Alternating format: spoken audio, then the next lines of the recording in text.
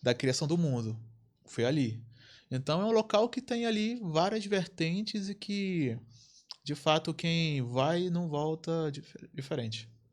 O Templo de Salomão, que é a temática desse encontro que estamos tendo aqui, ele é um elemento fundamental para a compreensão esotérica contemporânea, porque o Templo de Salomão ele foi ocupado após os sacerdotes hebreus lá do século X a.C., ou seja, 3.000 anos atrás.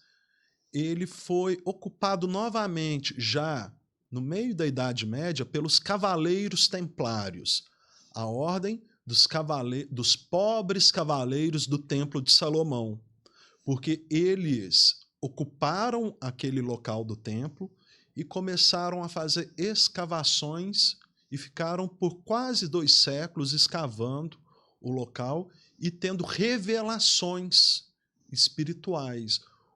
Os cavaleiros templários, eles foram a elite militar da Idade Média, os mais disciplinados, porém faziam voto de castidade, voto de pobreza, e isso dava para eles uma grande força física e espiritual.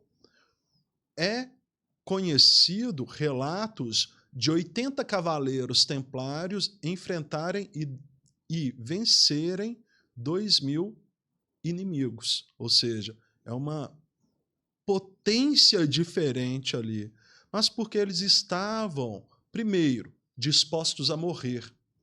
Eles não tinham medo da morte. Isso fazia com que eles vivessem o presente ao máximo. Eles não tinham opção de fuga. Eles tinham que ficar no campo de combate até o último estandarte deles caírem. Só assim eles eram autorizados a saírem.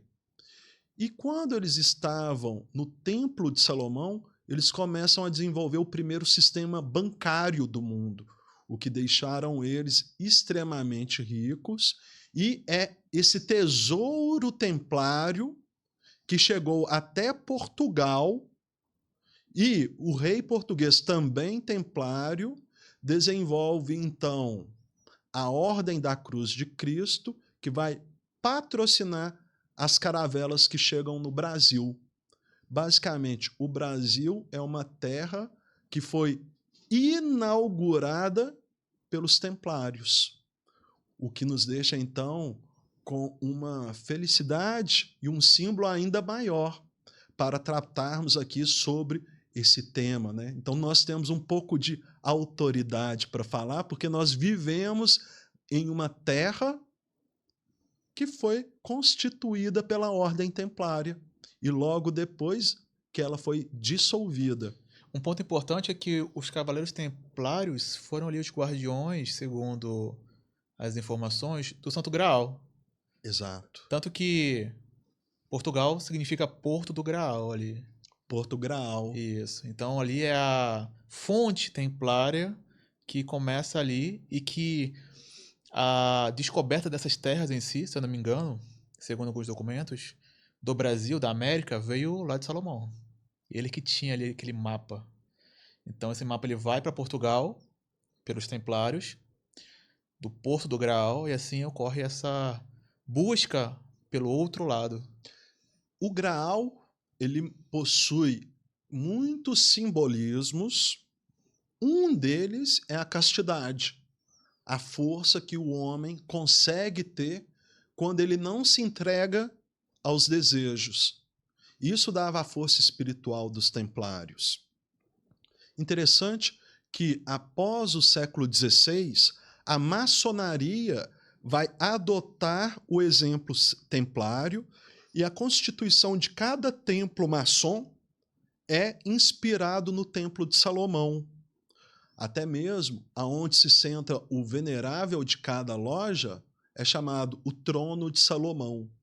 Então, por isso que acima aonde o venerável de cada loja está sentado, há um triângulo com o olho que tudo vê ou o tetragrama no centro.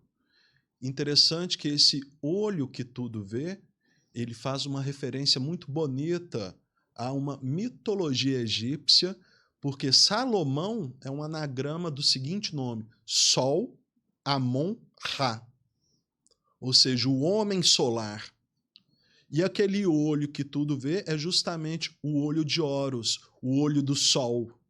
Então, o Templo de Salomão, ele repercute ainda diretamente nas nossas vidas, mesmo que ele já não exista fisicamente em Jerusalém.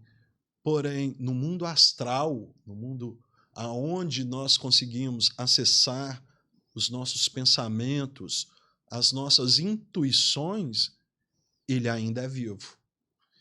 E nos inspira, né? Porém, ao mesmo tempo que ele nos inspira, ele abre margem para muitas teorias da conspiração e para muitas mentiras que parecem verdades.